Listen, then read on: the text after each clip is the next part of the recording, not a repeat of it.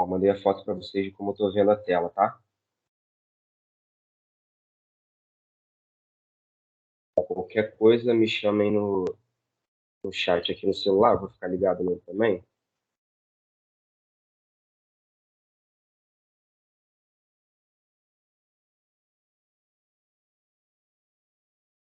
Então, vamos lá. Primeiro eu queria me apresentar para vocês, né? Meu nome é Fernando Assunção, eu sou formado em fisioterapia pela FRAICE, sou formado desde 2003,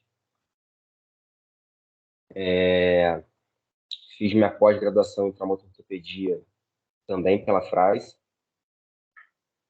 e minha formação em osteopatia pela Escola de Madrid, já devem ter ouvido falar. Então são... Bom, melhor nem fazer conta, né, gente?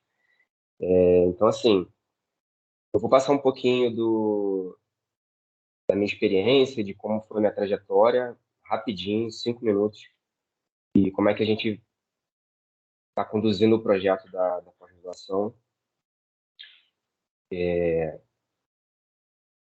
tentar ser um pouco mais abrangente quando a gente fala de osteopatia,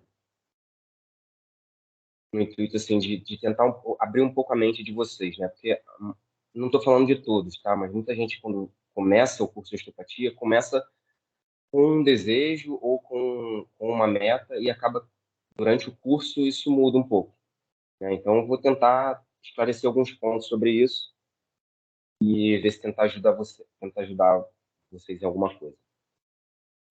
Bom, desde que eu entrei para a faculdade de fisioterapia, eu sempre quis trabalhar com esporte, né? Sempre foi meu foco. E aí, me formei, comecei a fazer meus estágios e tal, trabalhei em alguns clubes de futebol e nunca tinha ouvido falar em osteopatia. E atendendo meus pacientes convencionais, né, fisioterapia ortopédica e tal, no consultório. E aí, um belo dia, um paciente meu virou para mim e falou: Fernando, encontrei eu estava tratando uma dor no ombro dele, se não me engano.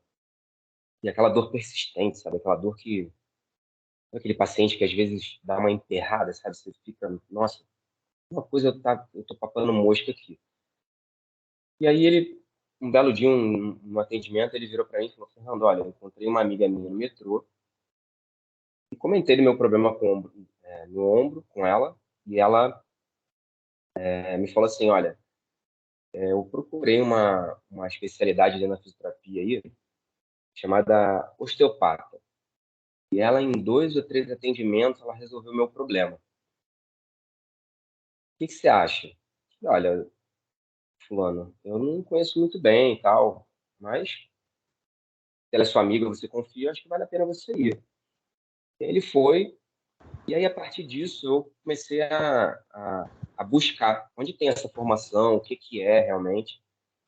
E aí achei a escola, e aí comecei a ver se tinha no Rio e tal, e aí comecei a me interessar mais. E aí busquei a formação. Mas olha que coisa, né? O paciente, a informação que o paciente deu foi a seguinte: olha, eu busquei a osteopatia porque em 2 ou 3 atendimentos eu resolvi o meu problema. Então, assim, às vezes a gente vai buscando, né, como estudante, uma resolução mais rápida para o nosso paciente. Mas não quer dizer que a osteopatia resolva mais rápido. Ela, o que essa história que eu contei para vocês, o que ela quer dizer, na verdade, né? Na verdade, a osteopatia, ela te dá mais ferramentas de busca, tá? Nem de intervenção, tá? Eu não digo nem de intervenção. Opa, apareceu uma mensagem para mim aqui: má qualidade na rede. O som para vocês está bom, gente? Confirma para mim, por favor, se o som tá bom. Tá, Bom, beleza. Tá sim, cara. Tá tudo bem. Tá, me tá baixo. Bom dia. beleza. Porque apareceu, bom dia. Apareceu uma informação para mim aqui que o som podia estar ruim. E aí, às vezes, a gente vai buscando, pô, vou vou buscar uma técnica, né? Vou buscar uma técnica milagrosa, vou buscar uma manipulação que pode resolver instantaneamente, de forma mágica, o problema do meu paciente. A osteopatia não é isso, tá, gente? A osteopatia, ela te dá uma amplidão no olhar, assim. Ela faz você ver o paciente de uma forma bem mais ampla, que a gente vê quando a gente tem só a graduação como ferramenta, tá? Isso não quer dizer que que você vai ser um cara super resolutivo também. Isso depende de cada um, tá? Fora também que, assim, existe todo o tempo de formação, né? Isso tem que ser levado em conta. Então, obviamente que vocês, depois de formados em osteopatia, vocês já vão ter bem mais tempo de experiência no todo, dentro da fisioterapia. Isso já vai fazer vocês fisioterapeutas mais resolutivos, mais experientes, com mais expertise, mais especializados, tá? Então, assim, não fiquem buscando, com certa ansiedade, técnicas específicas para resolução de problemas dos pacientes, tá? Isso que eu quero, essa mensagem que eu quero passar para vocês. Porque não é isso que é osteopatia. Osteopatia fazer você, te dar uma lente de aumento, tá? É fazer você olhar o paciente de uma forma bem mais amplificada, tá? Então, assim, não, eu usei aquela técnica em ombro, porque senão fica assim, eu usei aquela técnica no ombro do fulano e melhorou. Então, eu vou usar aquela mesma técnica no ombro do outro, e do outro, e do outro. Então, isso acaba virando uma cadeia de produção. E a osteopatia não é isso. A osteopatia é você ter uma bula ou uma receita para cada paciente, tá? Cada paciente vai ter o seu tratamento especializado, o seu tratamento específico, porque nem porque todo mundo vai chegar com uma queixa e até por trás dessa queixa vão ter coisas pregressas, cada um vai ter a sua, ninguém vai ter igual, ninguém vai ter uma receita igual, tá?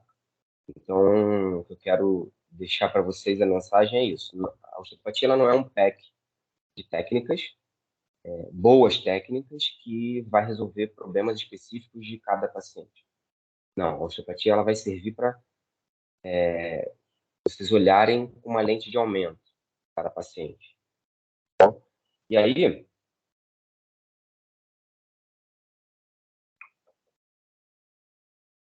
por causa disso, que o curso de osteopatia ele é muito amplo, muito longo, né? Ninguém constrói essa lente de aumento em um ano. Eu, como aluno da osteopatia, eu olhava e falava, cara, mas para que 5 anos para rever a anatomia do pé, para rever a anatomia do quadril, para rever o sistema nervoso autônomo? Mas eu já vi isso na faculdade. Vocês vão ver que a gente vai muito mais a fundo, tá? A gente vai muito mais profundo, a gente vai criar certas ligações que vocês não criaram na graduação por conta do curso, que é diferente, né? A fisioterapia ela é um pouco mais rasa nesse sentido, né? De aprofundamento de anatomia, de fisiologia. Então, a osteo não, ela aprofunda mais. Para que ela aprofunda mais? Para vocês entenderem as conexões.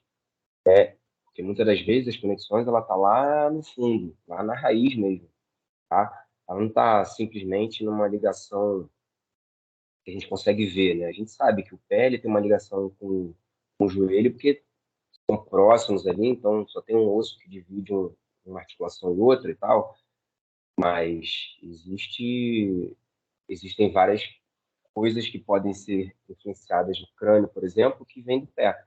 E a gente vai ensinando vocês a criar essas conexões, tá? Então, assim, não fiquem ansiosos com o tempo, aproveitem, façam uma degustação de cada módulo, sabe?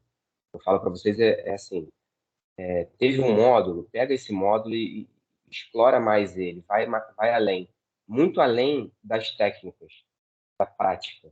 A prática, ela é a cereja do bolo. Mas se você não aprendeu todo o raciocínio para chegar naquele momento, não vai servir de nada. Eu sei porque eu conheço vários osteopatas que são excelentes práticos, mas não conseguem fazer uma conexão osteopática, por exemplo, né? Então, e muitas das vezes são aqueles que só divulgam a parte prática, né, no Instagram. Hoje em dia, eu tenho um pouco de crítica quanto a isso. Vocês vão me ver fazendo pouquíssimas vezes isso, né? Na verdade, eu nunca fiz, eu acho. Mostrando vídeo de eu manipulando o paciente na internet e tudo mais. Porque, apesar de ser o que o paciente vê como produto final, na verdade, o que o paciente vê como o produto osteopatia, para a gente é só o produto final, né? É só o finalzinho do tratamento e ponto. Na nossa cabeça, toda uma cadeia foi construída, né? Todo um entendimento para aquilo estar sendo feito foi construído. Então, muitas das vezes as pessoas que colocam lá os vídeos, né, fazendo aqueles estalos e tal, eu acho totalmente desnecessário e acaba virando motivo de chacota para outros fisioterapeutas que não são osteopatas. Então, isso para o paciente é só é como se isso fosse osteopatia, né? Então, quando vocês vão receber aí um paciente no consultório de vocês vão simplesmente não manipular esse paciente por algum motivo, eu vou falar, então, olha, você não fez osteopatia em mim, já eu cansei de ouvir isso, né? Aí é esse papo que eu estou tendo com vocês que vocês vão ter que ter com eles também. Olha, a osteopatia é muito mais do que isso, muito mais do que a manipulação, é muito mais do que uma simples técnica.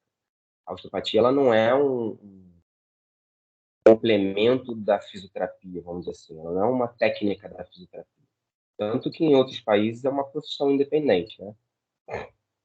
Existem algumas escolas que lutam para que seja assim no Brasil também. Eu acho que até por defesa da gente, né, e para proteger a população também, não seria bacana, porque por trás de todo osteopata brasileiro tem um fisioterapeuta, então existe um filtro, né, para coisas que a gente vai fazer com esse paciente.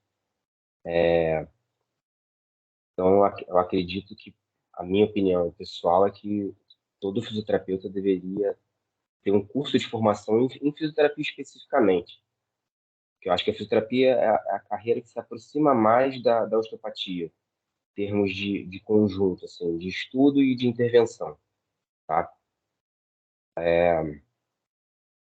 Bom, falei um pouquinho do que eu fiz na minha carreira, falei do que é, na minha visão, a osteopatia. Então, aproveitem, tá? Aproveitem o curso como um todo, aproveitem todos os módulos. Todos os módulos são importantes, até aqueles módulos que vocês vão olhar assim, nossa, mas eu nunca vou usar isso. Vai ter um paciente na vida de vocês que vocês vão ter que usar. E vocês vão ser, vai ser aquele paciente que vai estar deitado na sua maca ali, te pedindo ajuda, e aí você vai lembrar, poxa, aquele módulo que eu achei que eu não ia usar, vou usar agora aqui nesse raciocínio. Então, todos os módulos são importantes, tá? E o bom da osteopatia é que ela viaja desde da parte mais biomecânica, que no meu entendimento é esse meu módulo, tá? Até botei lá no texto para vocês. O módulo de pé, tornozelo e joelho, dentro da osteopatia, é o módulo mais biomecânico. Então, por isso que eu começo indo lá atrás, eu começo na base, tá? Eu começo a minha aula sempre falando das bases, para depois a gente entrar na anatomia e aí conectando os raciocínios. Então, desde módulos muito biomecânicos como esse, quanto módulos muito mais de fisiologia, como os módulos de sistema nervoso autônomo, quanto os módulos de víscera, por exemplo, né? São módulos bem você tem que saber bastante fisiologia, parte hormonal. E uma coisa interessante também, toda vez que vocês tiverem conhecimento de datas dos módulos, tem que dar uma estudada uma semaninha antes. Aprofunda um pouquinho em fisiologia, se for víscera, dá uma revisada em biomecânica, se for algum módulo articular, vamos dizer assim, estrutural, né? Então, é isso, aproveitem, tá? Esse é o módulo, para quem gosta de biomecânica, é o módulo mais biomecânico da osteopatia, na minha opinião. Então, eu preparei o passo a passo para a gente chegar na construção do nosso produto final do raciocínio clínico, que é a parte prática lá no sábado que vem, tá? Então, vou começar a compartilhar aqui a tela. A tela já está compartilhada com vocês, né? Sim. Beleza. Bom, vamos lá, gente. Assim, a minha primeira aula online, tá? Então, assim, eu vou primeiro sentindo como é que é a turma, vou sentindo como é que, para onde eu vou conduzindo a aula. A gente tem algumas opções de condução de aula aqui. E, assim, eu gosto, obviamente, todo professor gosta de interação. Eu para mim, aqui está sendo péssimo, tá dando aula me vendo somente na tela do computador, né? Eu queria estar em contato com vocês, circulando, sabendo da vida de vocês, sabendo da experiência de vocês, vendo vocês se movimentarem, olhando para o rostinho de vocês, se vocês estão com dúvida ou não. Então, assim, para mim, olhar a foto de vocês é muito ruim, tá? Então, eu vou começar com uma pergunta, tá? E queria que vocês, antes de responderem, assim, primeiro respondam para vocês mesmos, sabe? Dentro dos módulos que vocês já tiveram, o que é preciso para ser um bom osteopata? Tá? Respondam para dentro, internamente aí. O que vocês acreditam que seja, assim, o que é importante, né, para ser um bom osteopata? Eu listei algumas coisas que eu acho que são muito importantes, tá? E aí respondam automaticamente aí, internamente isso. E vamos ver se vai casando com o que eu vou falar. Bom, primeiro, como um bom fisioterapeuta, né, a gente tem que ser curioso. Um bom osteopata ele tem que ser um ser curioso. Tem que querer chegar no cerne do problema. Ele não pode simplesmente ouvir, estou com uma dor no ombro, vai direto ao ponto. Então, essa ansiedade que a gente tem às vezes de querer resolver um problema, e isso pode não ser um defeito, pode ser uma qualidade de você querer ajudar o outro, né? Isso pode acabar te atrapalhando, né? Você pode acabar não olhando o todo, tá? Então, assim, primeiro um osteopata ele tem que ser uma pessoa bem curiosa, né? Ele tem que se interessar no que o paciente está contando. E vou falar para vocês, muitas das vezes é chato, né? Ele para chegar onde você quer, ele vai, nossa, vai rodear, vai falar da infância, vai falar da filha, vai falar do namorado, vai falar de um monte de coisa, até chegar no problema. E aí existem algumas técnicas, né? Que isso com o tempo também vocês vão amadurecendo, né? Técnicas de investigação, técnicas de saber perguntar. Então, assim, primeiro, para ser um bom osteopata, você tem que ser curioso, você tem que se interessar pelo que o seu paciente está falando, tá? Para quê? Para você construir dentro da sua cabeça um raciocínio, né? Um raciocínio de quê? De um raciocínio de entrada. O que seria esse raciocínio de entrada? Seria o início do caminho, porque quando o paciente chega para você com uma questão, você tem vários caminhos para seguir. Até mesmo o mesmo paciente com vários osteopatas, você pode ter certeza que cada um vai seguir um caminho, baseado nas suas experiências, baseado na sua facilidade, baseado na sua expertise, e vai acabar resolvendo da mesma forma o problema, tá? Eles só seguiram caminhos diferentes, mas sempre em busca da resolução do problema. Essa é a questão. Uma outra questão importante para ser um bom osteopata é ter manualidade, né, gente? Assim, a gente trabalha com um instrumento, que é a nossa mão, né? Então, assim, é primordial e você saiba trabalhar com a mão. Ah, mas professor, eu não tenho força para manipular. Esquece, gente. Osteopatia não é força, tá? Você não precisa ter força, né? Eu botei até uma imagem aqui provocativa, porque, botei uma imagem de um lutador de jiu-jitsu. Não sei se todo mundo sabe, mas o jiu-jitsu, ele é uma arte que veio do Oriente, né? Ela foi aprimorada aqui no Brasil por uma pessoa chamada Hélio Gracie, que era muito leve, muito franzino, tinha vários problemas de saúde, então ele teve que criar vários sistemas de alavancas para poder adaptar aquela técnica, onde sim, tinha que ter um pouco de força, mas ele não tinha essa força, mas ele queria aprimorar aquilo ali. Então ele criou algumas técnicas. Então eu faço esse paralelo da osteopatia com o jiu-jitsu porque é exatamente isso, né? Eu conheço homens de 1,90 m, fortíssimos, com mais de 100 quilos, que não conseguem fazer um thrust, por exemplo, e mulheres de 1,50 m, que pesam 45 quilos, que fazem thrusts excelentes. Então, assim, nesse início, eu quero passar tranquilidade para você em relação a isso. A osteopatia, ela não precisa de força, porque o aprimoramento das técnicas foi chegando a um ponto de alavanca que você realmente não precisa usar uma força, principalmente dos braços, né? Porque a maioria das técnicas, não sei se vocês já abriram todo o material, na descrição lá das técnicas da parte prática, vocês vão ver que eu coloco todo o posicionamento do corpo como um todo, não coloco só o posicionamento da mão, porque, na verdade, grande parte das técnicas, 90%, quem manipula é o corpo inteiro do osteopata, não é só a mão, tá? Então, fiquem tranquilos em relação a isso. Normalmente, as meninas têm mais ansiedade em relação a isso, ficam mais frustradas porque acreditam, né, e acabam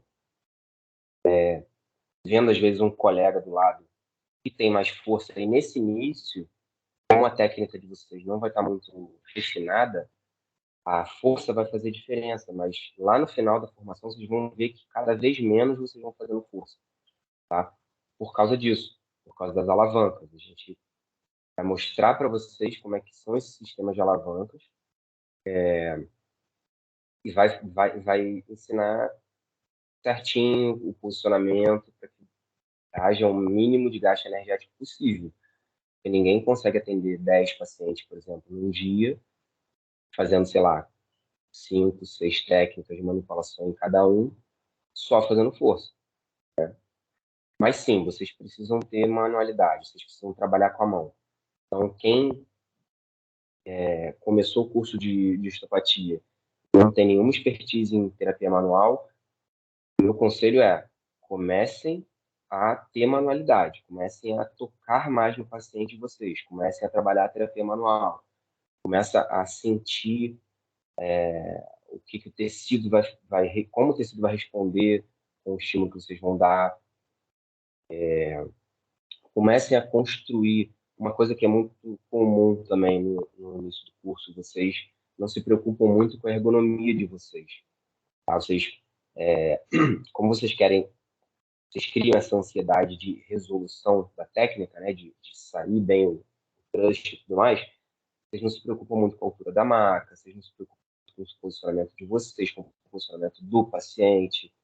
Então, comecem a explorar isso de segunda a sexta, pelo menos até a nossa parte prática lá. Coloca o paciente numa posição, muda essa posição, vê como é que o corpo de vocês vai reagir, vê se o corpo de vocês vai responder bem, vê se a alavanca tá boa, vê se vocês ficaram com dor nos dedos ao fazer alguma técnica, né? Se sim, muda e vai explorando o corpo de vocês em relação a isso, tá? Então, assim, para ser um bom osteopata, ter curiosidade, né? Porque o processo de investigação, a anamnese, é o principal, tá? Ser curioso, tem que buscar a cronologia é importantíssima da osteopatia, né? Alguns professores já devem ter falado isso para vocês, e ter manualidade, saber trabalhar com as mãos. Se vocês ainda não têm essa manualidade, busquem isso. Ainda dá tempo, tá? Vocês estão no início do curso ainda. Beleza? Uma coisa aqui, informação aqui.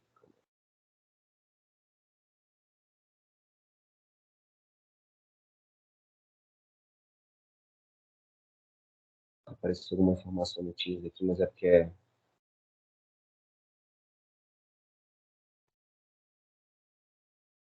informação da rede de novo. Gente, se por acaso eu congelar na tela aí, me chamem no chat aqui do celular, tá?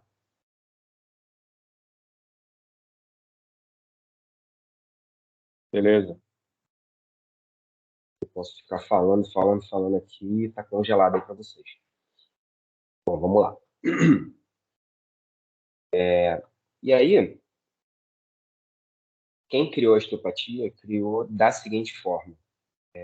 Criou com uma filosofia de que o corpo ele tem a capacidade de tratar qualquer disfunção, qualquer lesão, qualquer patologia, né? Então, qual é a filosofia principal da osteopatia? É achar o problema. Então, lembra lá atrás quando eu falei? O que precisa para ser um bom osteopata?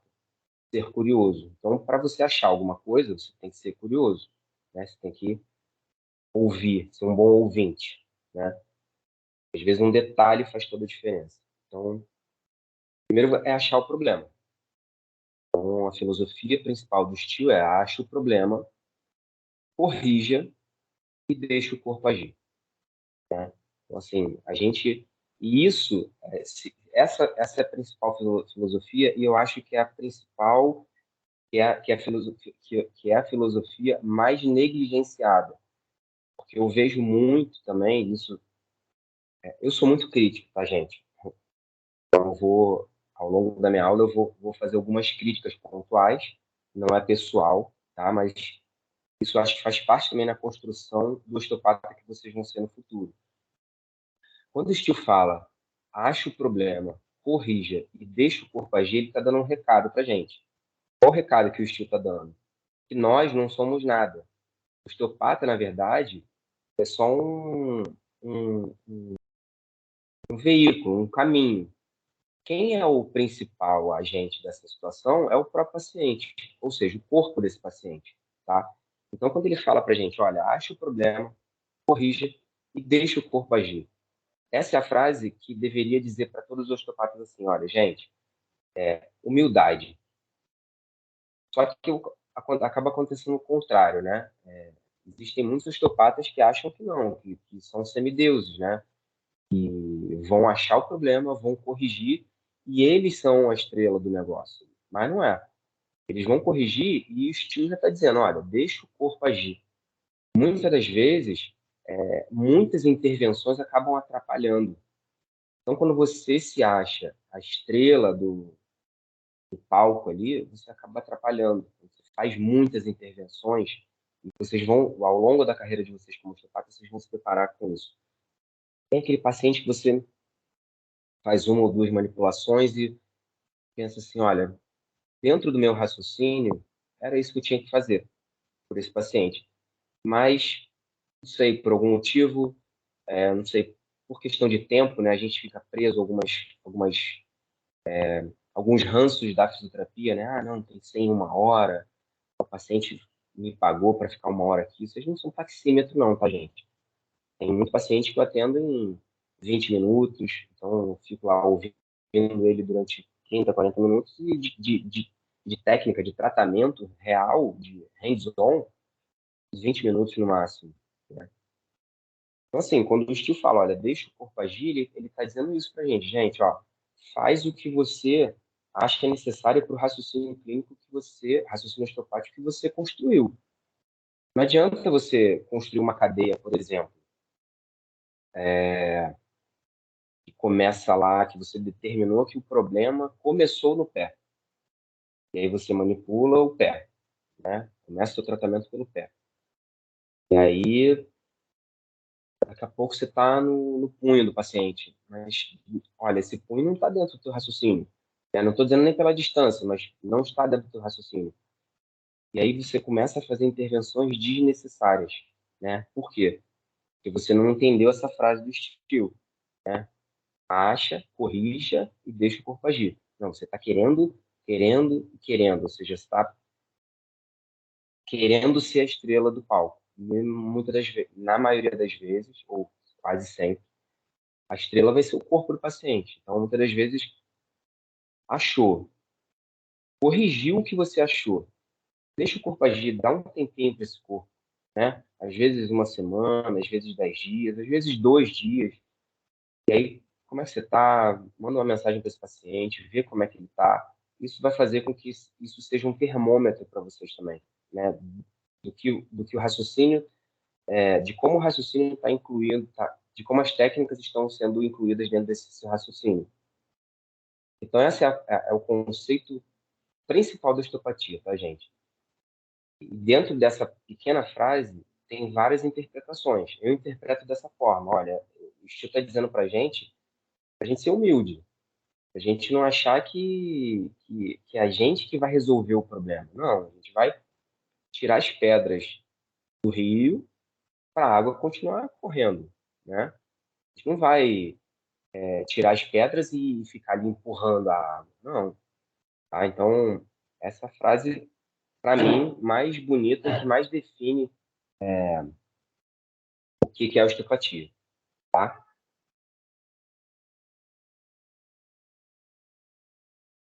Beleza. Então, assim, já falei, dei uma introdução, uma pequena introdução de como a gente vai abordar esse módulo com bastante calma, bastante tranquilidade. E aí agora a gente vai entrar na parte mais técnica, tá? Muitas das coisas que eu vou passar para vocês no dia de hoje, vocês já deram na graduação, tá? Eu só quero reviver isso. Para quê? Para poder conectar com a osteopatia, para vocês entenderem por que da importância de vocês terem aprendido o que é cinesiologia, o que é osteocinemática, o que é cadeia cinética aberta, o que é cadeia cinética fechada. Tá? Dentro do raciocínio que eu construí, vai chegar uma hora que vocês vão dar um start e vão lembrar, olha, agora eu estou entendendo por que foi importante eu rever o que é cinesiologia, o que é fisiologia, tá bom? Vamos lá. Bom, eu peguei Fernando, algumas coisas. Oi. você soltou uma frase aqui, eu fiquei com uma dúvida, se você puder tirar para mim, por gentileza. Claro, pode falar. Quem está falando? Rafael, Rafael. Vamos lá. o corpo tem capacidade de curar qualquer lesão. O que significa qualquer lesão? Qualquer lesão que o paciente venha buscar tratamento com a gente, por exemplo. Você consegue Mas me isso dizer está alguma? associado a doenças também, não? Olha, o Steel ele tinha esse raciocínio sim, tá? Mas a gente não, eu não tenho conhecimento, por exemplo, para dizer para vocês que realmente o corpo tem capacidade de curar qualquer lesão, né? A gente está buscando ainda a cura do câncer, está buscando a cura de várias patologias, mas o Steel ele tem essa filosofia, vamos dizer assim, tá? Não deu tempo dele, a vida dele não foi tão longa assim para ele ver que o corpo ele é capaz, por exemplo, de se curar de várias doenças. Mas ele acreditava, né, se ele pudesse ter uma vida eterna, vamos dizer assim, que o corpo sim tinha capacidade de curar qualquer lesão, doença, enfim. Eu vou falar doença, eu vou falar lesão, mas assim, para o Steel, qualquer problema relacionado à doença física, tá? Ou seja uma gripe, ou seja uma tendinopatia, tá? Então, quando eu falar para vocês lesão ou doença, eu estou falando uma coisa meio termo, tá? Entre uma tendinopatia e entre uma doença. Mas na filosofia da osteopatia quer dizer exatamente isso. Steele tinha convicção que um corpo, dentro da sua homeostase, sem nenhum tipo de problema, sem nenhum tipo de barreira, seja física, emocional, ele sim é capaz de tratar qualquer tipo de lesão barra doença. Entendeu? Até porque, dentro da filosofia, Rafael, do Steele, ele bebeu muito da fonte dos índios, né? E os índios, eles não usavam nenhum tipo de alopatia, né? Então, e tinham resolutividade dentro das doenças das tribos, né? Então, o índio pegava uma gripe ou pegava uma doença dentro das coisas que eles faziam lá, eles tinham resolução.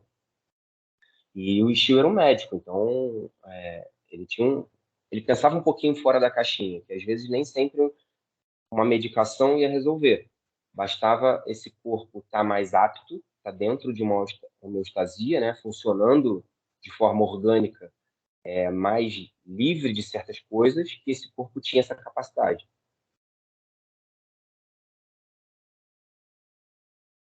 O Rodrigo, consegui te responder, Rafael? Sim e não, mas tá tudo certo. Não, mas vamos lá, vamos destrinchar um pouquinho. Qual foi a dúvida exatamente? Você está pensando em Porque alguma quando, doença específica? não, é assim, porque quando a frase ela é solta dessa forma, curar qualquer lesão, você subentende que qualquer lesão é uma coisa muito abrangente. Uhum. Você está falando Mas de é para ser muita. abrangente mesmo. Sim. Tanto que assim, vamos lá. Vamos sair um pouquinho do cerne da osteopatia, vamos trazer para a físio. Se um paciente procura com um ano de dor lombar, você acredita que existe alguma lesão na lombar dele?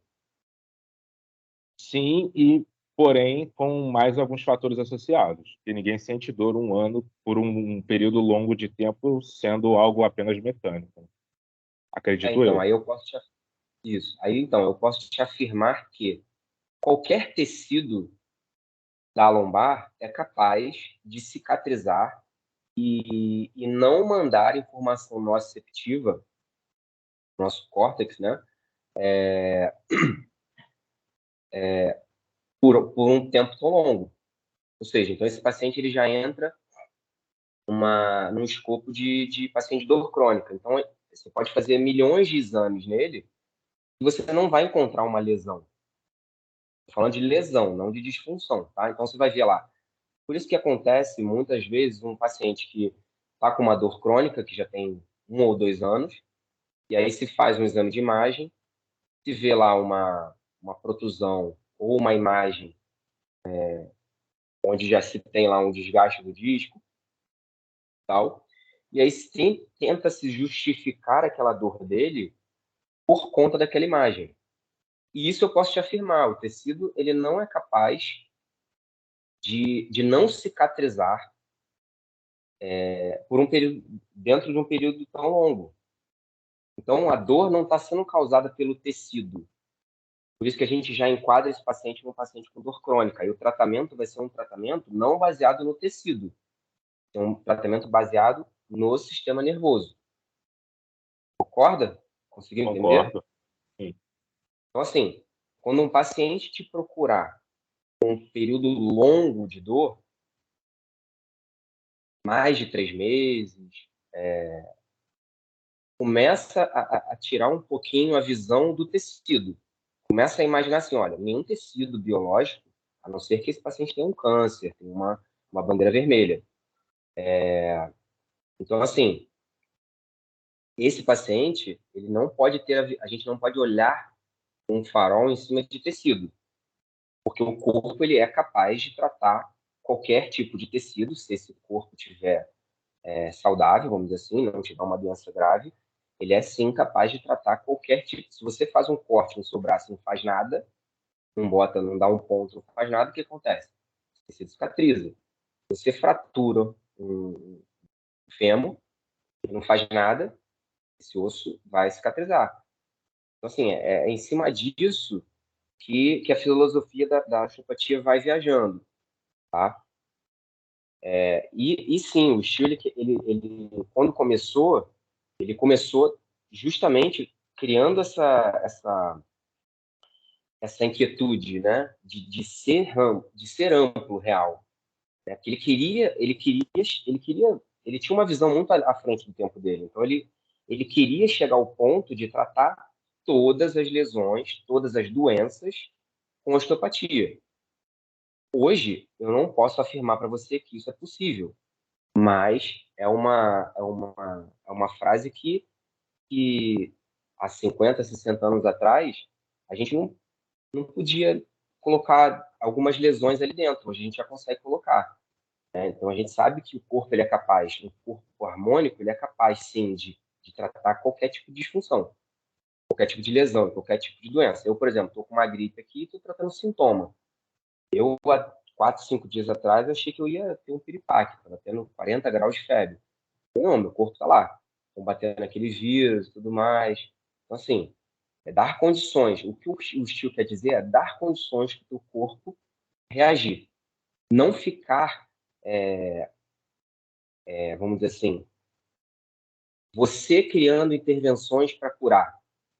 Você tem que criar intervenções para deixar o corpo agir. Essa é a visão dele. Conseguiu entender? Sim.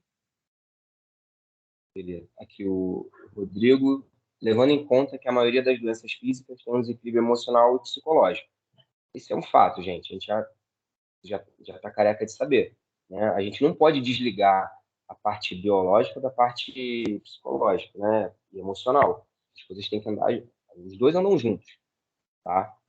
E muitas das vezes o osteopata ele vai fazer esse papel, né? Sem querer fazer, mas já acaba fazendo, né? Porque quando vocês vão ser procurados assim por um paciente, esse paciente já passou na mão de outros colegas, tá? Isso é muito comum. Então, quando ele chega em você, ele chega com esse mindset de que você vai resolver o problema, tá? Então, você já é uma autoridade. Então, tudo que você fala já tem um peso um pouco maior, tá? Beleza? Então, vamos lá, gente. Vocês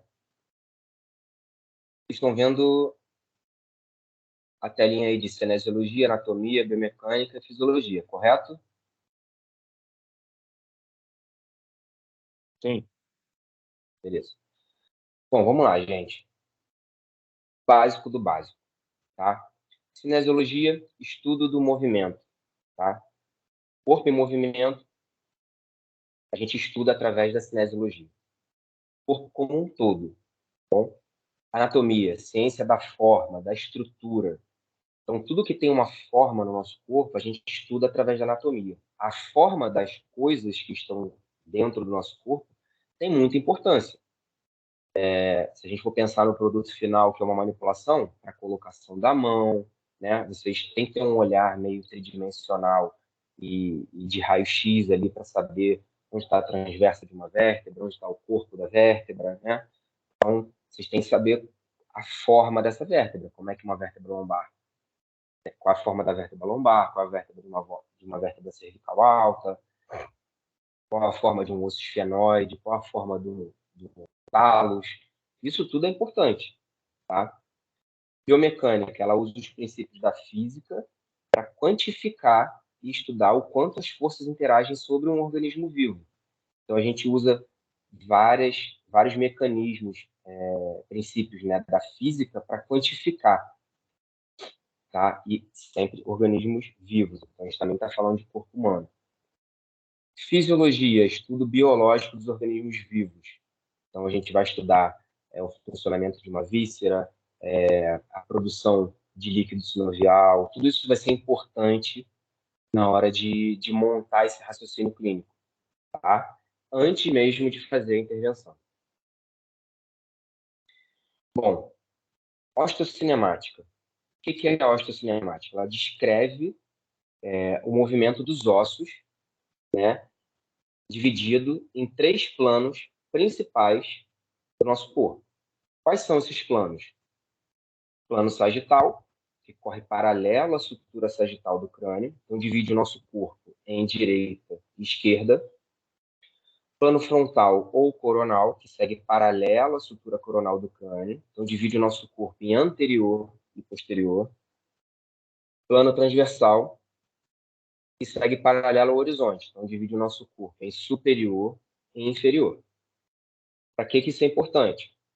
Dentro desses planos, a gente vai ter os movimentos, né? Então, quais são os movimentos que correm no plano sagital? Flexão e extensão. Tudo que for flexão e extensão corre sobre o plano sagital. No plano frontal, a gente tem as aduções e as abduções, as lateroflexões, desvio nar, desvio radial, inversão e eversão. No plano horizontal, a gente tem as rotações. Beleza? E aí, dentro desses planos, a gente precisa de um eixo, né? Eixo quer dizer o quê? Quer dizer ligação. Então, a gente tem um plano, né? Mas para acontecer um movimento, a gente tem que ter um eixo, né? Que é uma ligação, que é um ponto fixo. Né? Esse eixo, ele vai ser normalmente localizado no meio da articulação, tá? Então, ele é um ponto de união. Então, ele une dois pontos que é um ponto de união dos lados divididos pelos planos. Então, a gente divide, tem um plano lá que divide superior e inferior, e o eixo conecta isso, para criar os movimentos. Então, ele serve como uma referência para a gente descrever o nosso movimento, tá bom? E aí a gente tem o eixo médio-lateral. O que o eixo médio-lateral faz? Ele conecta o nosso plano sagital. Então, o plano sagital não é aquele plano que corre paralelo à sutura sagital, então ele divide o corpo em direita e esquerda. Pois bem, o nosso eixo ele vai conectar esse lado direito e esquerdo. Tá? Então, ele conecta esse lado direito e esquerdo. Quando ele conecta esse lado direito e esquerdo, ele só dá a possibilidade de um movimento, que é o movimento de flexão e extensão. Então, pensa lá na articulação do cotovelo. Você pega o seu cotovelo, pega o seu braço e divide em direito e esquerdo, corta ele no meio. Conecta através de um eixo. Esse eixo conectado não permite um movimento de rotação. Ele só permite um movimento de flexão e de extensão. Correto? Então, o plano sagital, fixo pelo eixo médio-lateral, só permite o movimento de flexão e extensão. Beleza? Já o eixo antero-posterior, que conecta ao nosso plano frontal, o plano frontal não é o que divide em anterior e posterior? Então, dividiu em anterior e posterior. Aí conecta através de um eixo, que é o eixo antero-posterior. Ele só permite o movimento de adução e abdução. Você tem um eixo antero-posterior, esse eixo conectou, só vai permitir o movimento de adução e abdução. Ou lateroflexão, ou desvio na área radial, ou inversão e eversão. E a gente tem o eixo vertical, que conecta o nosso plano horizontal. O nosso plano horizontal lá não é o que divide em superior e inferior? Então, esse eixo vertical só vai permitir os movimentos de rotação. Beleza? O que é cadeia cinemática, gente? Cadeia cinemática são as cadeias que dividem em duas categorias os movimentos. Tá? São os movimentos em que a cadeia cinética aberta, por exemplo, você tem um movimento, você tem a parte distal do segmento se movimentando em relação ao segmento proximal. Tá? Então, cadeia cinemática aberta, ela é a cadeia cinemática em que é caracterizada pelo movimento do segmento distal em relação ao segmento proximal. Ou seja, o segmento proximal está fixo e o segmento distal está se movimentando. Então, imagina, por exemplo, o meu cotovelo fixo e a minha mão indo em direção ao meu ombro. A minha mão é o meu segmento distal, o meu cotovelo é o meu segmento proximal. Então, a minha mão está se movendo em relação ao segmento proximal. Então, isso é o que a gente chama de cadeia cinética aberta. Tá bom? E o que é cadeia cinemática fechada? É o oposto. É quando eu tenho a mão fixa, ou seja, eu tenho a parte distal fixa, e aí eu vou ter um movimento da parte proximal em relação à parte distal. Um exemplo de cadeia cinemática fechada, por exemplo. Eu segurando numa barra, uma barra fixa, minhas mãos estão fixas, e eu fazendo uma puxada, né? Eu numa barra, então o meu corpo está indo em direção à barra. Então a minha mão está fixa e o meu cotovelo está indo em direção à minha mão. Então a minha parte proximal, ela está indo em direção à minha parte, ao meu segmento distal. Beleza? E aí, o que é artrocinemática? Então, eu já falei o que é cadeia cinemática. E aí, vamos aprofundando, vamos indo mais para dentro do corpo. Artrocinemática, o nome já está dizendo, ó, artro, de articulação, cinemática, movimento da articulação. Então, é o que descreve o movimento, isso é o que está dizendo na literatura, tá, gente? Isso vai fazer sentido para vocês um pouquinho mais para frente. É o que descreve o movimento que ocorre entre superfícies articulares. Quando a gente vê um movimento de flexão de cotovelo, a gente só está vendo a flexão e extensão. A gente não está vendo o que está acontecendo exatamente ali dentro da articulação. E ali dentro estão acontecendo vários outros movimentos. Tá?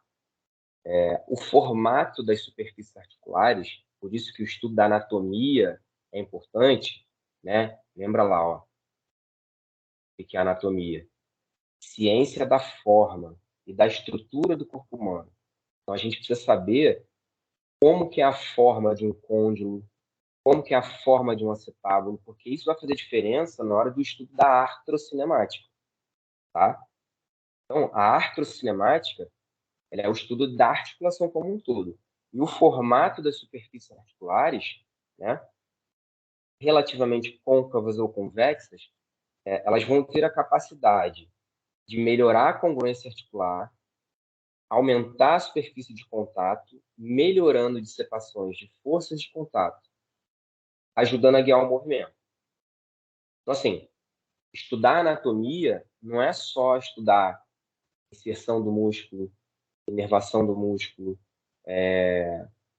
de onde esse músculo vai, para onde esse músculo, quais articulações esse músculo atravessa. Não. Principalmente para a osteopatia, é estudar o formato da articulação. Tá? Então é importante a gente estudar o formato do osso, o que é côncavo, o que é convexo, o que é muito côncavo, o que é muito convexo. Tá? Isso vai fazer diferença na hora de aplicar as técnicas. Beleza? E aí, dentro dos movimentos que acontecem mais, vamos dizer assim, mais complexos, né? Existem os movimentos essenciais, tá? Então, para acontecer uma flexão e extensão de joelho, por exemplo, a gente tem que ter alguns movimentos essenciais. Dentre eles, o movimento de rolamento.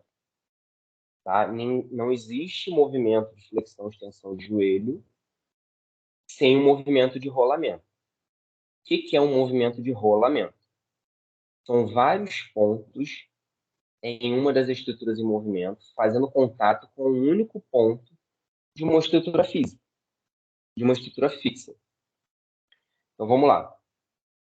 Falei de cadeia cinética aberta e cadeia cinética fechada.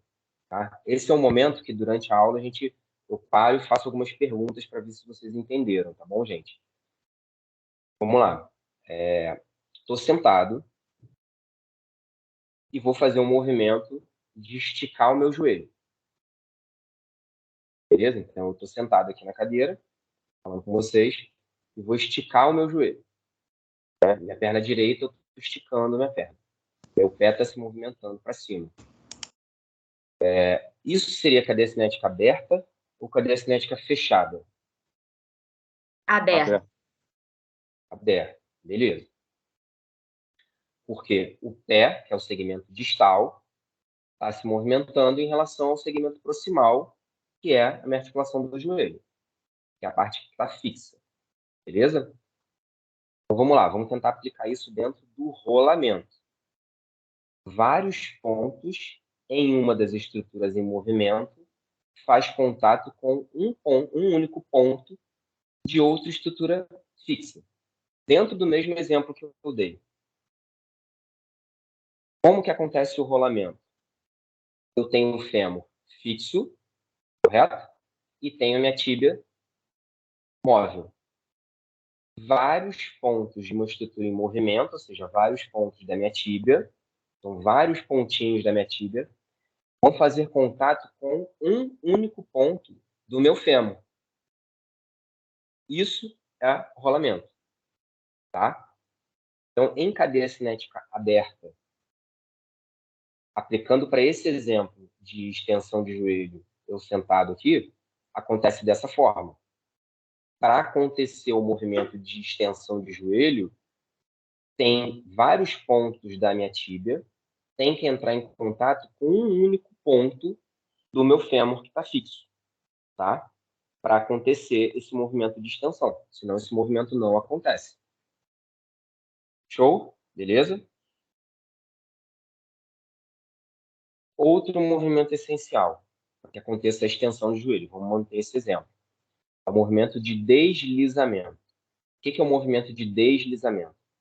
Um único ponto em uma das estruturas em movimento faz contato com vários pontos da estrutura fixa. Então, agora vamos inverter. Continua o mesmo exemplo. Extensão de joelho, eu estou sentado, minha perna direita está estendendo, meu pé está subindo, é cadeia cinética aberta. Já me falaram isso. Para acontecer o deslizamento, um único ponto em uma das estruturas em movimento, ou seja, a tíbia que está em movimento, então um único ponto da tíbia vai ter que fazer contato com vários pontos da estrutura que está fixa, ou seja, o fêmur. Então, quando a gente tem o rolamento, que são vários pontos da estrutura em movimento, ou seja, da tíbia, fazendo contato com um ponto, que é o fêmur, mais o deslizamento, que é um único ponto da mesma tíbia, fazendo contato com vários pontos do fêmur, a gente tem os dois movimentos essenciais. A gente tem rolamento e a gente tem deslizamento.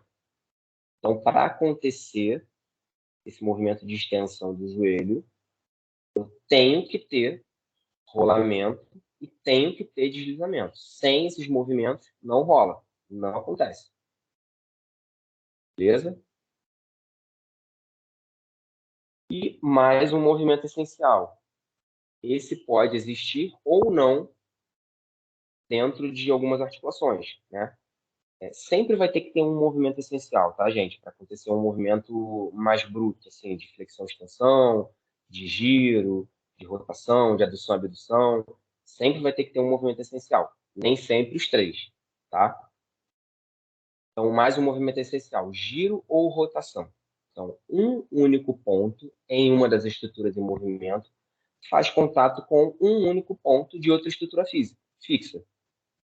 Então, por exemplo, um movimento de giro, eu não preciso ter o rolamento nem o deslizamento. Eu posso ter somente o giro. Eu não preciso ter eles associados. Porque está dizendo aqui, ó, um único ponto em uma das estruturas de movimento, no caso a tíbia, vai fazer contato com um único ponto dentro da estrutura que está fixa, que é o fêmur.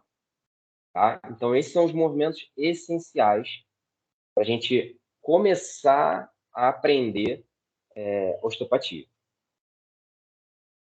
Então, como é que a gente vai aplicar esses movimentos essenciais para a aula de vocês? Né? Então, movimento de uma superfície convexa sobre uma superfície côncava. Gente, todo mundo sabe o que é côncavo e o que é convexo? Vocês têm alguma dúvida sobre isso? Não tem problema nenhum não saber e não lembrar disso agora, tá bom? Quem não sabe o que é côncavo e convexo, levanta aquela mãozinha lá, vamos interagir lá no Teams lá. Quem não lembra o que é, levanta a mãozinha aí. Todo mundo sabe o que é?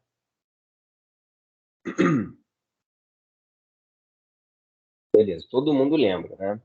Então, côncavo é aquela estrutura que faz... A gente na faculdade tinha um macete para lembrar o que era, né? Côncavo, concava. Ou seja, é aquela estrutura que vai se parecer, por exemplo, com um acetábulo. O acetábulo é côncavo. Beleza? E convexo é o oposto, né? Então, a cabeça do nosso fêmur, ela é convexa. Então, no nosso corpo, na grande maioria,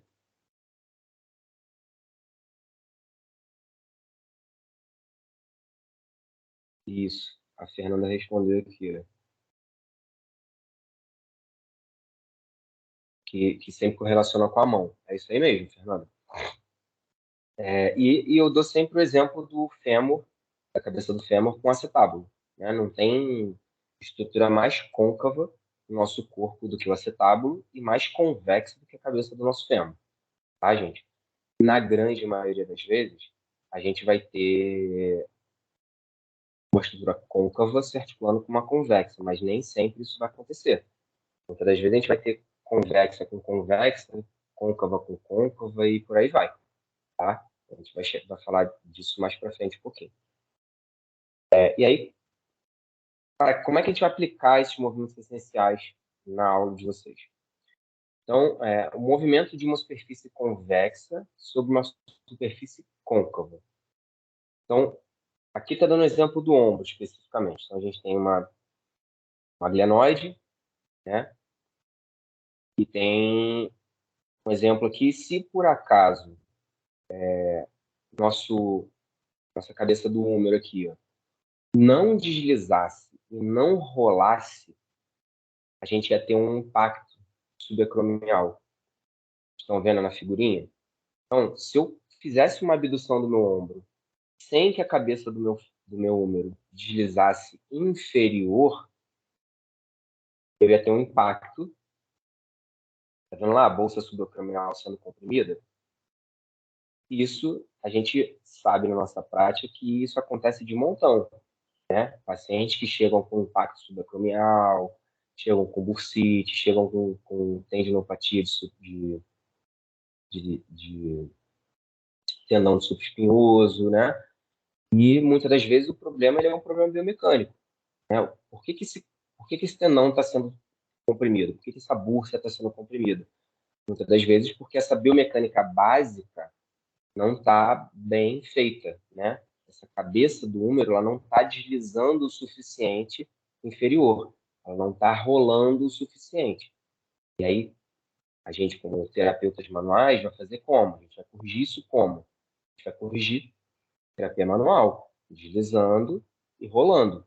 E muitas das vezes tem a resolução do problema, certo? Dentro do giro, como é que a gente aplica isso? Então, o principal mecanismo de rotação articular, né? Então, o próprio ombro, né? A gente deu exemplo. Ele faz a abdução. Se ele não deslizasse inferiormente, ele ia ter um impacto subacromial. Mas o ombro também faz trabalho de rotação, né? Vocês concordam? Ele faz também trabalho de rotação? Então, é um movimento essencial. Só que essa rotação ela acontece também dentro de um movimento puro, né? Dentro de um movimento puro não, dentro de um movimento complexo, que é a abdução. Então, na abdução do ombro, a gente tem também um movimento de rotação lateral. Por causa dos acidentes ósseos ali, a gente tem que ter um pouco de rotação lateral para aliviar as pressões e a gente conseguir abduzir o máximo possível aquele ombro. Tá? Então, a gente aplica esses movimentos essenciais dentro desses movimentos articulares dessa forma, entendendo o que cada movimento faz, entendendo que dentro de cada movimento mais complexo, quais os movimentos essenciais acontecem, para a gente poder fazer as nossas intervenções.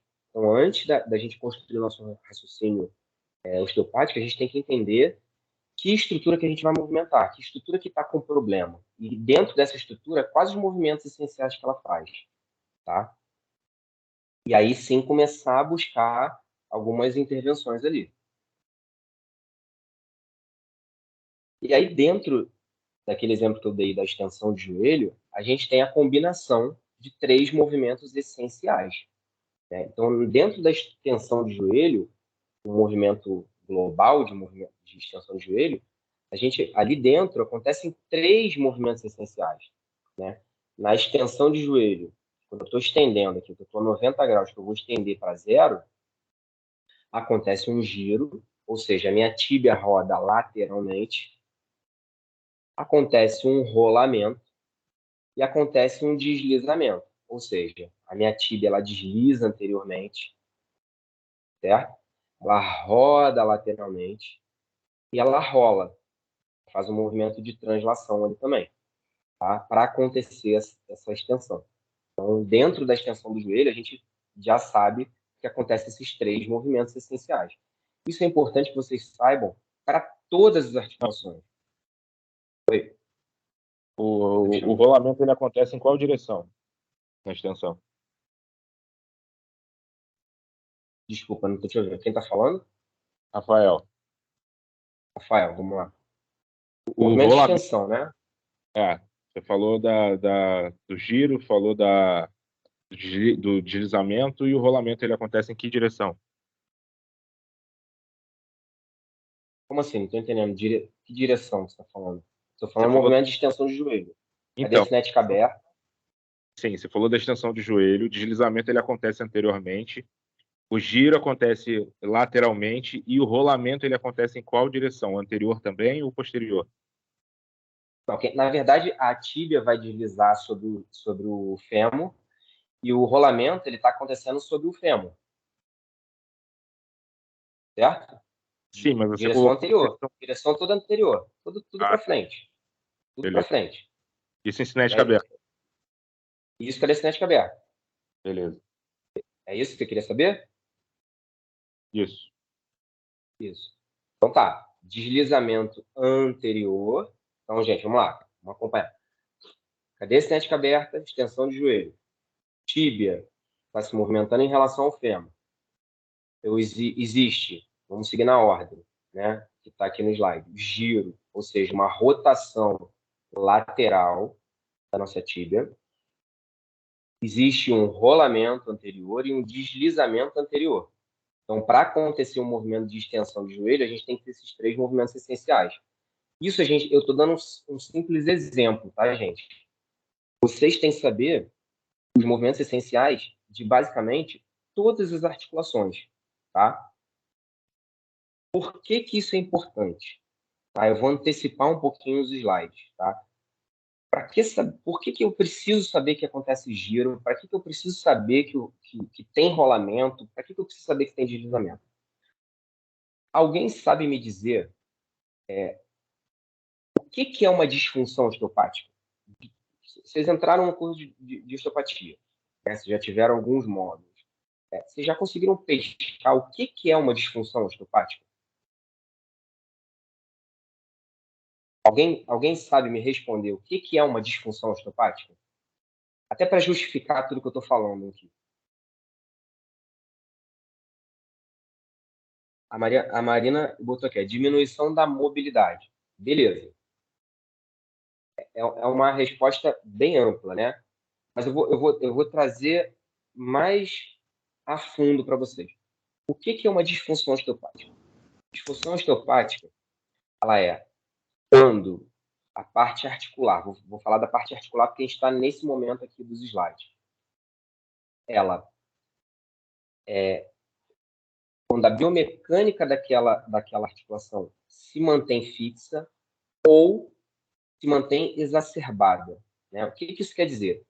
Se o meu joelho, a minha tíbia, ela desliza anterior, ela roda lateralmente, ela rola anteriormente, eu não posso dizer para vocês que existe uma disfunção osteopática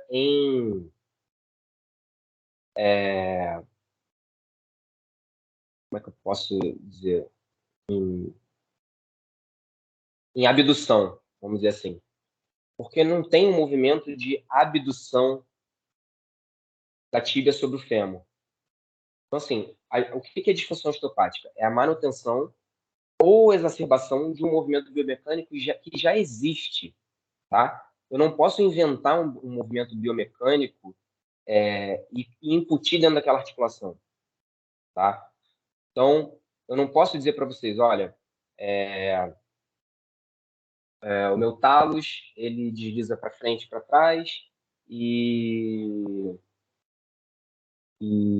rola 360 graus. Não, ele não rola 360 graus. Eu não posso inventar isso. Eu não posso dizer para vocês que o talos está em disfunção de rolamento, por exemplo. Tá? Então, o que eu quero dizer? Vocês têm que estudar os movimentos essenciais de cada articulação. Porque se vocês souberem os movimentos essenciais de cada articulação, vocês vão saber todas as disfunções osteopáticas possíveis daquela articulação. Tá? Se vocês sabem que a tíbia desliza anteriormente, desliza posteriormente, vocês sabem que é possível ter uma disfunção osteopática de tíbia anterior ou de tíbia posterior. Eu não posso dizer que essa tíbia desliza lateralmente para interno ou lateralmente para externo, por exemplo, porque ela não desliza, ela só desliza para frente e para trás. Então, eu não posso criar uma disfunção osteopática. É isso que eu quero dizer para vocês. Conseguiram entender? Sim. Então, quando a Marina colocou aqui diminuição de mobilidade, é mais ou menos isso. Quando uma tíbia está fixa anterior, quer dizer que essa tíbia ela não vai para trás. Então, ela tem uma diminuição da mobilidade em deslizamento posterior. Então, se vocês sabem os movimentos essenciais, vocês já conseguem matar de cara com a disfunção osteopática. E já conseguem, inclusive, pensar num tratamento, numa intervenção. Tá? Então, por isso que eu estou entrando nessa parte, por isso que eu estou viajando um pouquinho nessa parte com vocês. Eu estou dando alguns exemplos de algumas estruturas. Eu não vou dar de todas, porque senão a gente vai ficar aqui um mês falando de cada movimento biomecânico que acontece. Mas eu vou falar de cada movimento biomecânico de cada osso do pé, tornozelo e joelho, por exemplo. Tá? Mas o que eu quero que vocês pensem depois nos outros módulos é isso. Poxa, o Fernando deu pé, tornozelo e joelho, beleza. Estou dando aqui o módulo de ombro, né? Eu sei que meu húmero desliza inferior, desliza anterior, desliza superior e desliza posterior. Essas são as possíveis disfunções osteopáticas. Não tem outra disfunção osteopática para ombro que não forem essas, tá? Tem os movimentos de giro no ombro? Também tem. Então, para isso, eu preciso saber os movimentos essenciais. Eu preciso estudar artrocinemática antes de estudar osteopatia. Não tem como eu estudar osteopatia sem saber artrocinemática. Se eu não sei se gira, se rola, se desliza, eu não vou saber como intervir. Correto? Beleza. E aí, dentro do estudo biomecânico, a gente tem uma regrinha, que é a regra do côncavo e convexo. Vocês já me responderam que vocês sabem o que é côncavo, já me responderam o que é convexo. Então, vamos começar a botar isso dentro do estudo artrocinemático. Né? Então, em movimentos de superfícies convexas sobre as côncavas. Tá? Então, convexa sobre côncava. Eu posso aplicar esse primeiro ponto ao movimento que eu fiz de extensão do joelho, por exemplo. Eu estou movimentando uma superfície convexa sobre uma superfície côncava. Quando eu faço uma extensão de joelho em cadeia cinética aberta, tenta acompanhar comigo. Alguém consegue me responder? Vamos lá. Ó. Em um movimento de superfície convexa sobre côncava. Na extensão de joelho em cadeia cinética aberta, eu estou movimentando uma estrutura convexa sobre côncava ou oposto?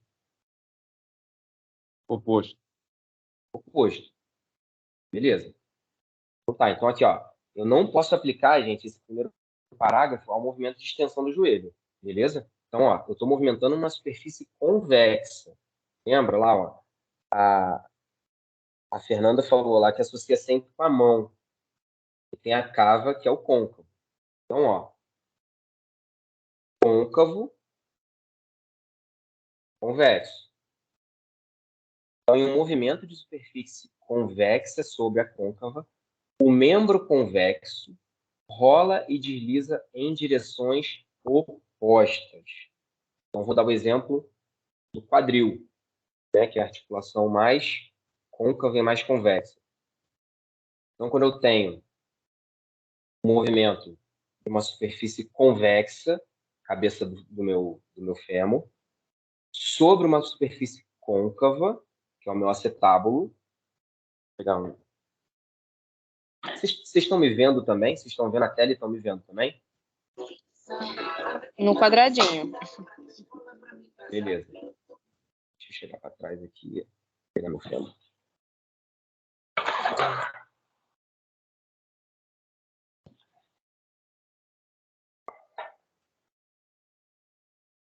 Então, gente, ó, sempre que eu tenho um movimento de uma estrutura convexa sobre uma estrutura côncava, estou movimentando o meu fêmur com relação ao meu ilíaco, correto? Toda vez que eu tenho um movimento da superfície convexa sobre a côncava, o membro convexo, no caso o fêmur, vai rolar e deslizar em direção oposta. Então, aquilo que o Rafael perguntou, né, do rolamento. Lembra, Rafael, que você perguntou? Então, ó, Sim. convexo se movimentando em relação à superfície côncava. A parte convexa vai rolar e deslizar na direção oposta. Então, ó, o fêmur está indo para onde? Ó? Não está subindo? Então, para onde a parte convexa vai em direção? Para baixo. Senão, eu não vou ter movimento. Então, ela tem que rolar e deslizar. Ela tem que fazer isso, ó, rolar e deslizar. Isso ao mesmo tempo, tá, gente? Eu vou, de forma, para que vocês entendam, eu vou separar o movimento. Então, ó, rolamento e deslizamento. Só isso acontece simultaneamente para ter o movimento. Então, desliza para baixo e rola ao mesmo tempo. Então, ó, fêmur está indo para cima, a parte convexa está indo para baixo. Isso quando a superfície convexa se movimenta sobre a côncava.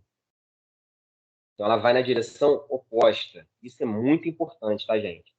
Isso é muito importante. Dá direcionamento para quase todas as manipulações da osteopatia, tá? Então, o estudo da forma, sei que isso aqui é convexo, sei que isso aqui é côncavo, sei para onde o osso vai durante o movimento, então ele está indo para cima, sei que aqui dentro está acontecendo movimentos essenciais para que esse osso continue indo para cima, para que tenha esse movimento. Então, assim, está se construindo um raciocínio aqui, tá? Então, eu sei agora, por causa dessa regrinha, que ele vai deslizar no sentido oposto. Não é no mesmo sentido, é no sentido oposto. Show? Isso vai dar direcionamento na hora de vocês executarem as intervenções de vocês, tá? Vai ficar muito mais fácil de vocês entenderem isso. Então, é extremamente importante que vocês saibam a forma do osso, da articulação que vocês estão fazendo a intervenção, para vocês não executarem a manipulação de uma forma aleatória, tá? E isso vai servir também como uma colinha. Se vocês não lembrarem como é a manipulação, a ciência já comprova isso para gente, que uma intervenção de terapia manual ela é tão eficaz quanto um thrust, por exemplo. Então, pô, não lembrei como é que é o thrust, eu não tenho manualidade ainda para fazer o thrust, não tem problema. Desliza esse troço para baixo, vai ter o mesmo efeito neurofisiológico, tá bom?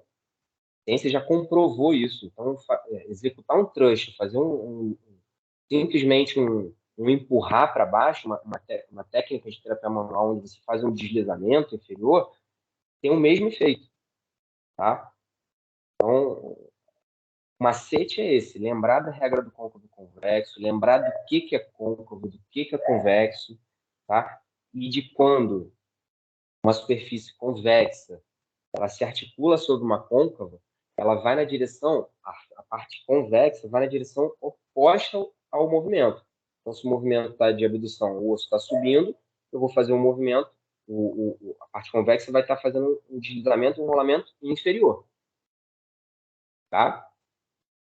Então, basicamente isso. E aí, pegando agora o movimento, isso seria em cadeia cinética aberta. Né? Eu estou movimentando o segmento distal em relação ao segmento proximal. Meu ilíaco está fixo. Oi. Aí, no caso, o exemplo que você deu, você citou que eles deslizam e rolam para o mesmo lado. Só que no material está falando que eles deslizam e rolam em direções opostas. Não, eu estou falando de direções opostas. Ó, o fêmur está se movimentando para cima e ele está deslizando para baixo. E rola para cima. Rola e desliza em direções opostas, para baixo. Ó, em movimentos de superfícies convexas sobre côncavas, o membro convexo rola e desliza em direções opostas. Então, se o fêmur está indo para cima, ele rola e desliza para baixo. A mesma pergunta que você me fez. Desliza para baixo e rola para cima.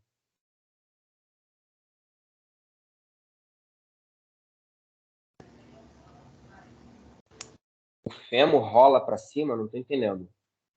Desculpa aí, mas eu não estou conseguindo entender não, professor. Tem como você explicar mais direitinho para mim, por favor? Thelma. Oi, Thelma. Rapidinho, deixa eu só tirar a dúvida do Rafael aqui. Então, é por isso mesmo que tá me confundindo. Tá, vamos lá. Vamos ver se de repente a sua dúvida é a mesma que a dele. Bom dia. Eu tô entendendo igual o Rafael. É o Marcos. Desliza para baixo e rola para cima. Na verdade, é a forma como está escrita. É que, como está escrito, a pessoa pode interpretar que o movimento de rolar é para cima e o de deslizar é para baixo ou vice-versa. Mas não. O rolar e o deslizar são em direção opostas ao movimento que o fêmur está fazendo. É isso que ele está falando. Exato. Exatamente. Se você for pegar o côncavo embaixo, aí ele diz isso, que o deslizar e o rolar são em direções similares. Aí o exemplo que você está dando parece que é do exemplo B aí, do que está escrito. Não, olha só, gente, vamos lá. Rapidinho. A regra Vamos lá, calma aí.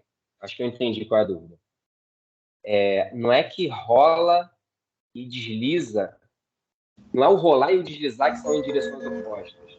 Opostas, ele está até em itálico, não sei se vocês estão conseguindo ver. Por que o destaque? É oposta ao movimento do osso, tá? Vou voltar aqui, entendi qual é a dúvida de vocês. Vamos lá. Rafael, me acompanha aqui, ó. Beleza. Pega o movimento do osso. Esquece rolar e deslizar. Uhum. O meu fêmur, no movimento de abdução, ele está indo para cima. Uhum. Beleza? Pega esse movimento para cima. Beleza? Então, o movimento do osso foi para cima. Quando eu tenho uma superfície convexa sobre a côncava, o rolar e o deslizar acontecem em direção oposta ao para cima. Pegou? Sim. Não é opostas rolar em relação ao deslizar. Opostas em relação ao movimento do fêmur que foi para cima. Então, se o fêmur foi para cima, pega esse movimento. Opa, eu já sei que o fêmur está indo para cima. Então, eu guardei lá. Sei que é para cima. Se é convexo sobre côncavo, o rolar e o deslizar vai ser oposto ao para cima. Então, vai rolar e deslizar para baixo.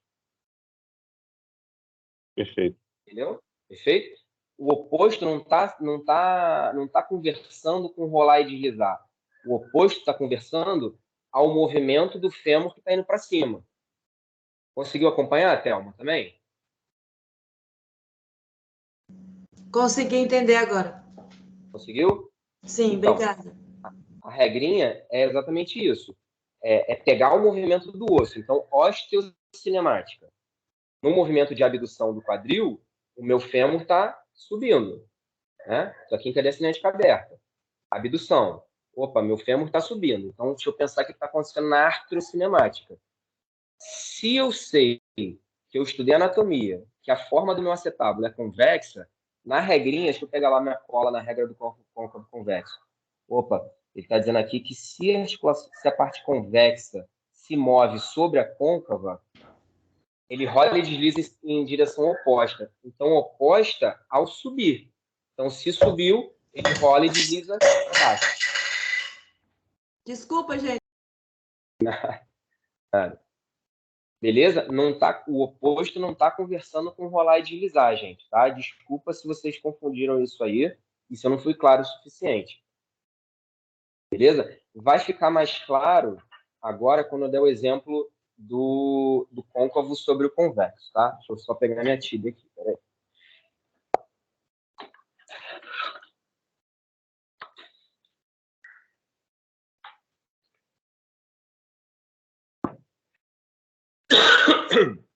Desculpa. Vamos lá.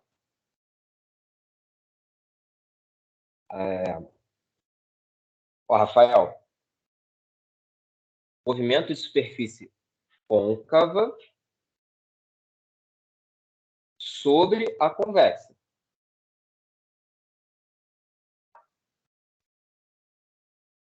Então, estou lá, sentado, estou fazendo um movimento de extensão de joelho. Está todo mundo vendo?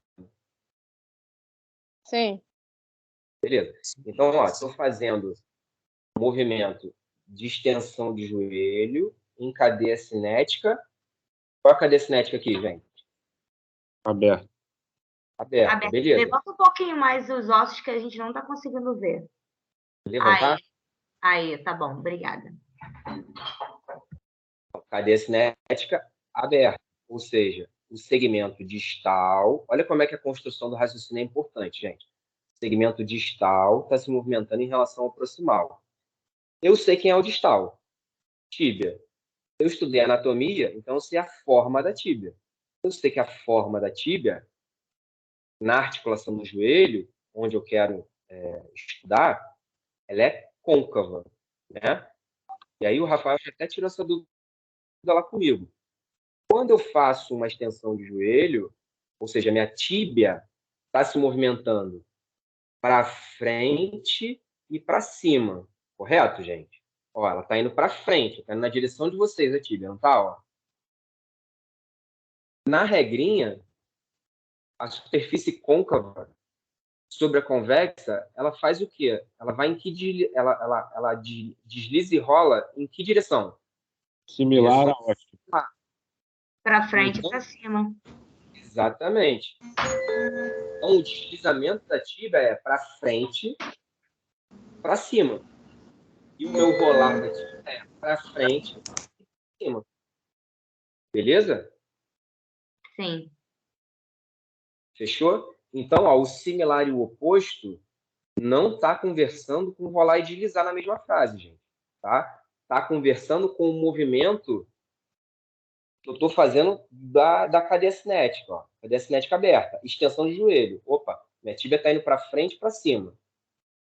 Então, se eu sei que na regra do côncavo convexo, a superfície côncava sobre a convexa, o membro côncavo rola e desliza em direção similar, eu vou afirmar que, por essa tíbia estar indo para frente e para cima, eu vou ter um deslizamento e um rolamento para frente e para cima. Beleza? Vamos ver se vocês pegaram. Vou inverter tudo agora.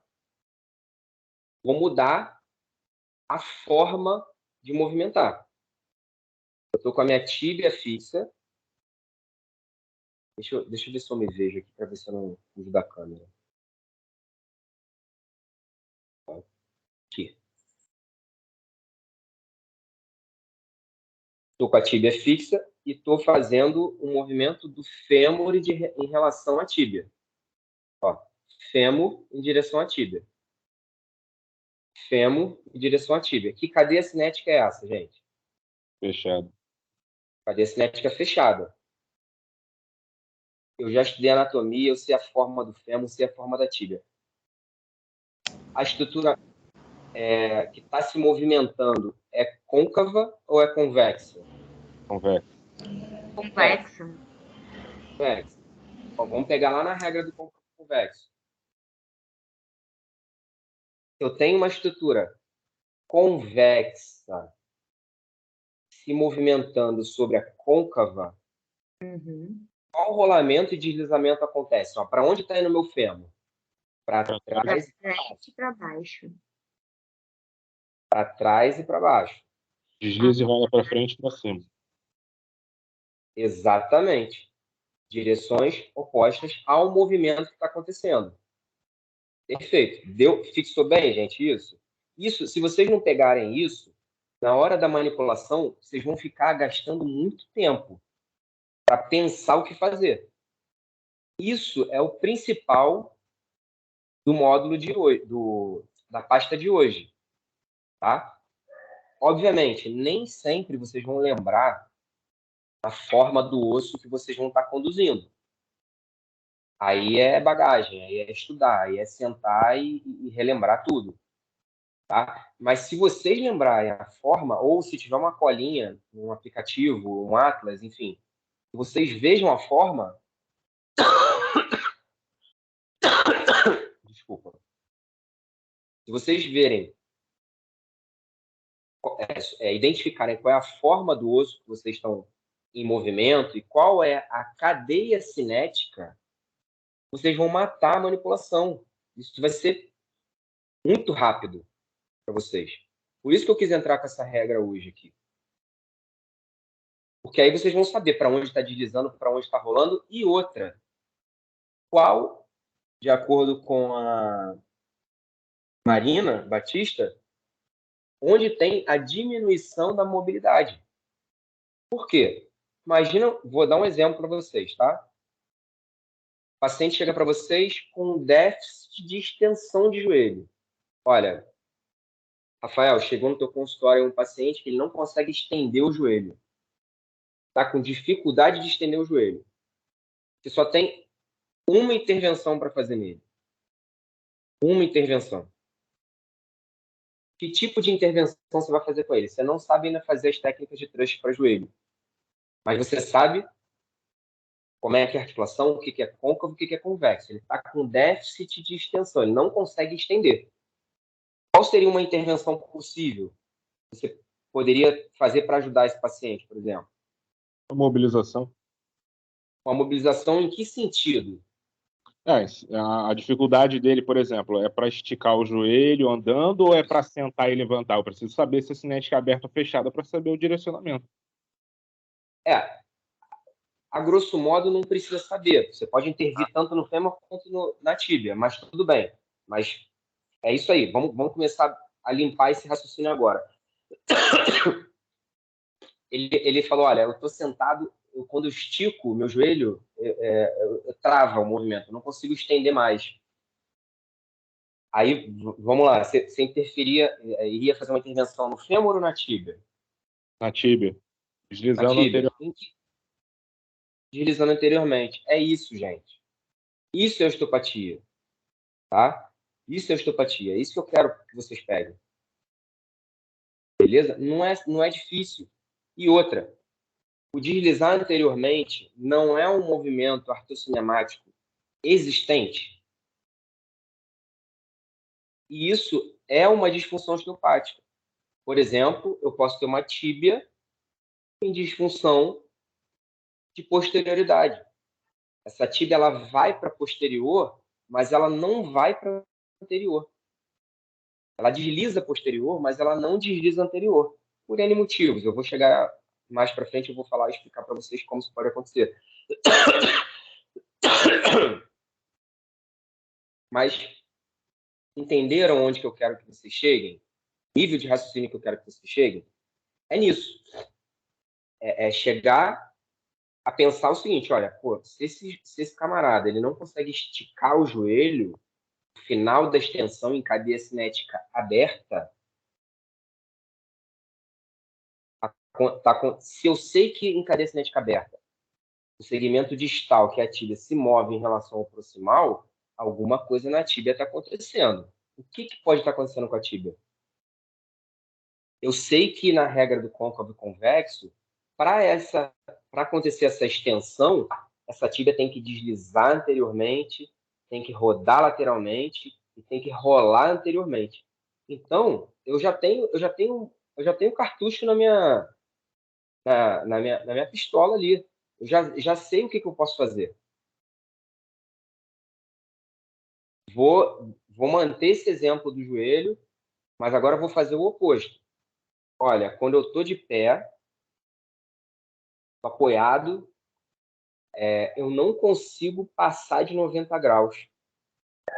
Meu joelho trava, meu quadril não baixa mais. Eu não consigo mais fletir esse joelho. Eu sinto dor, eu sinto bloqueio articular. Thelma, o que eu poderia fazer como intervenção, pensando nisso que a gente está estudando aqui agora? Primeiro de tudo, vamos definir comigo. Thelma, está por aí? Tô aqui. Beleza. Ó, eu tô com a tíbia fixa, tá? Tô fletindo aqui, ó. Daqui eu não consigo passar. Isso aqui é cadeia cinética aberta ou cadeia cinética fechada? Se eu errar, tem algum problema? Não, lógico, não, lógico que não. Óbvio que não, a gente está Fechado. aqui para aprender. Cadeia Fechado. cinética fechada. Né? Ó, estou movimentando meu segmento proximal em relação ao meu segmento distal. Tá? Quando eu movimento meu segmento proximal em relação ao distal, cadeia cinética fechada. Quando eu movimento meu segmento distal em relação ao proximal, cadeia cinética aberta. Tá? Quando eu movimento em cadeia cinética fechada, eu sei a forma do meu fêmur. Qual é a forma do meu fêmur? Ele é côncava ou é convexa? Côncava. Côncava. Convexa? Convexa. É conversa. Ó, côncava. Lembra aqui, ó. Aham. O Côncava, coxinho. Ela faz o coxinho. isso. Convexa. Côncava e convexa. Vamos lá, ó. Segmento de proximal, movimentando em relação ao distal. Beleza? Sei que ele é convexo. Sim. Vocês estão acompanhando? Aham. Beleza. Sim.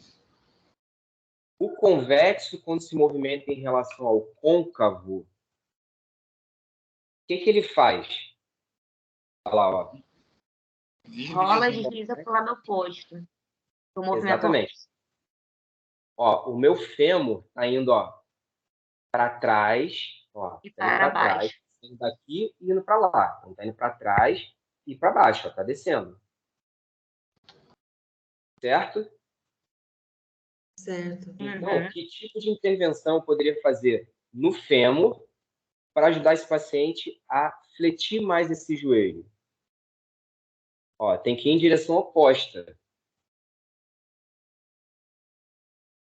Trabalhar o Certo? rolamento para frente e para Vou cima. deslizar esse fêmur para frente E para e cima.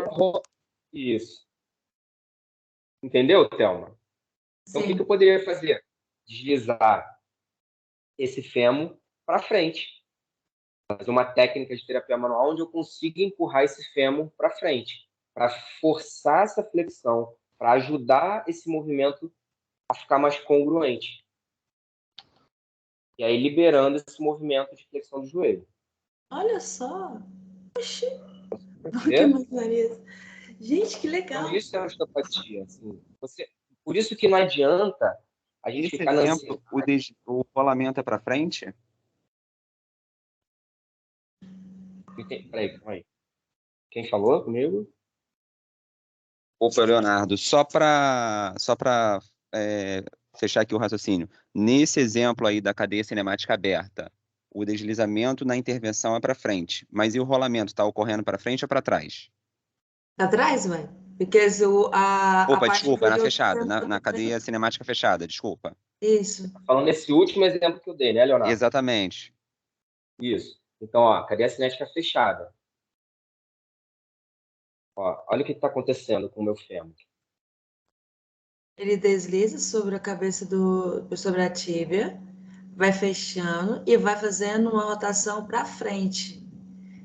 Aí ele desliza. Peraí, Desliza aí, professor.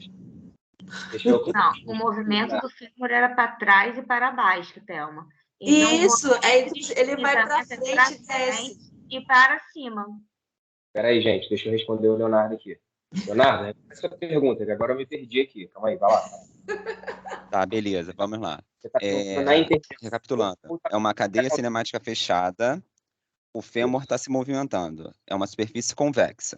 Então, o fêmur se movimenta para trás e para baixo, a intervenção, no caso do deslizamento, é para frente, e o que eu quero saber é para onde que vai o rolamento.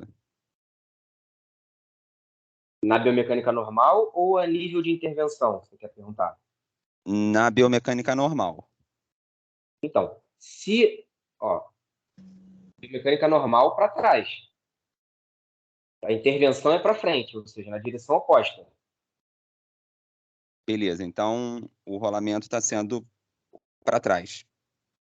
Isso. Perfeito. Cadeia cinética? Fechada. Fechada. Tá. Fechou? Fechou. Gente, muito obrigado. Pega esse exemplo, a regra do côncavo e convexo, e guarda isso, essa colinha. Tá? Isso é muito importante. Professor, Toda vez que você tiver uma superfície convexa se articulando sobre uma côncava, o membro convexo rola e desliza em direções opostas ao osso, não é opostas entre eles, rolar e deslizar. Tá? E toda vez que a superfície côncava se articular sobre a convexa, o membro côncavo rola e desliza em direções similares. Fechou? Entendeu, Leonardo? Opa, entendi. Beleza. Thelma, posso seguir? Fernando, Oi, professor. Oi? Posso seguir? Deu para Sim, entender? pode conseguir. Aham, consegui, sim. Beleza. Eu entendi, obrigada. Nada. Quem está me chamando aqui? Rafael, Rafael. Diga, Rafael. eu acho que deu uma embolada aí essa dúvida para o Leonardo, eu acho que ficou um pouco enrolada. No caso da cinética fechada, do joelho, em que você tem o convexo fazendo movimento para trás e para baixo, o deslizamento e o rolamento vão para frente e para cima, correto? Isso. Perfeito. Isso. Isso é o que você tem que fazer a nível de intervenção. Tá? Sempre o que acontece na regra do côncavo convexo, gente, é o que vocês têm que fazer a nível de intervenção. Correto? Beleza? Por quê? O que é uma disfunção estofática? É a manutenção ou a exacerbação de um movimento biomecânico já existente. Então, quando a Marina, vou sempre usar o exemplo dela, que está aqui no chat, falou para mim que é diminuição da mobilidade, quando ela falou diminuição da mobilidade, ela está falando exatamente de mobilidade do quê? Que mobilidade? Essa mobilidade aqui, ó, esse deslizamento, esse rolamento, esse giro, que a gente já estudou que são movimentos essenciais. Isso acontece, gente, em todas as articulações. Então, todas as articulações, não só articulações não, tá, gente?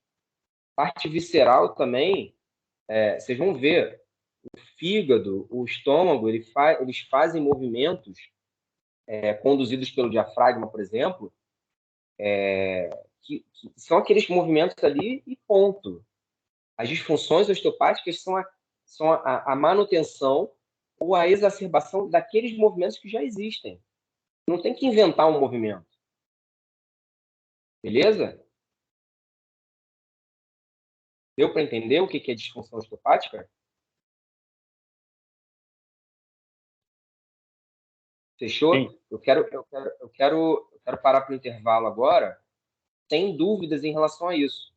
Porque aí eu vou entrar numa outra questão e volta e meia eu vou pincelando de novo para forçar vocês a raciocinarem sobre a regra do côncavo convexo de novo. Tá?